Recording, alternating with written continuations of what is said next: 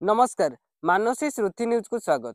PM किसान योजना को आसी बड़ खबर। संपूर्ण खबर जानने को वीडियो को लाइक करंतु एवं चैनल को सब्सक्राइब कर रखंतु जाकि मुने आसथिबा समस्त नुआ नुआ अपडेट आपण सर्वप्रथमे पाई परिबे।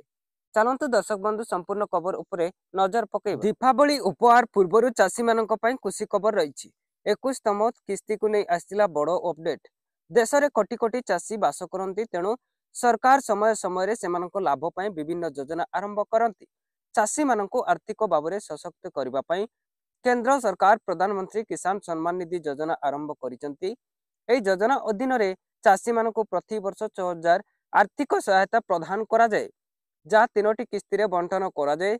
ए पर्यंत 20टी किस्ती पठा जाइछि एवं वर्तमान चासी माने 21तम किस्ती पाई उत्साहर सहित अपेक्षा करिसेंती। सांप्रतिक रिपोर्ट अनुसार ए किस्ती दीपावली पूर्व चासी मानक अकाउंट रे पहुंची पारे। आसंतु आमे आपनकु कहबा जे ए योजना विषय रे कोन अपडेट रहिछि। 21तम किस्ती केबे आसी पारे। सरकार साधारणतः प्रति 4 मास रे किसान सम्मान निधि योजना रो परवर्ती किस्ती जारी करंती। पूर्व 20तम किस्ती अगस्त मास रे जारी करा जायतिला। तेणु 21तम किस्ती नवेम्बर पाखापाखि मिली पारे।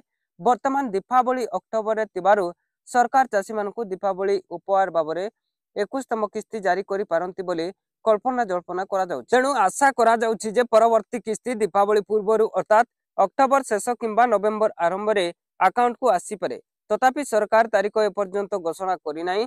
सरकारी घोषणा पर इन तारीख जना पड़िबो बोली सूचना रहिछि।